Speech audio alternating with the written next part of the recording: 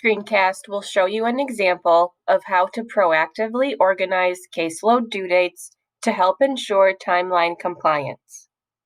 Ideally, this document is completed before the school year starts so that you, the case manager, are prepared for any upcoming deadlines right away when school starts. In order to complete this document, the case manager utilizes the IEP paperwork of returning students that are readily accessible. Also, if IEP paperwork has already been received for any transfer students, those dates can be added as well.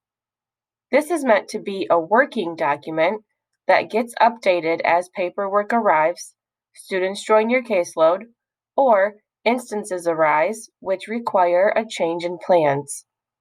You can see that it's set up in the form of a table, so let's go through each column heading.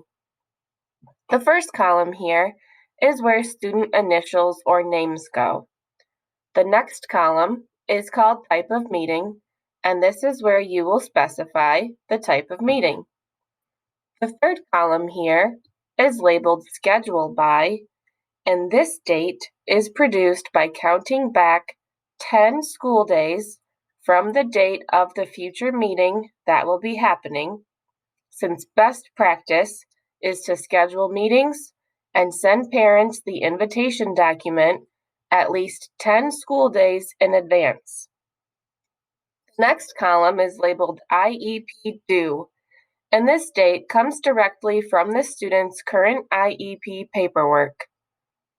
Moving over here is where you put the actual date that the meeting will take place on. You'll need to check with your team on your school's protocol for what days and times to schedule IEP meetings, because this is a building-specific process.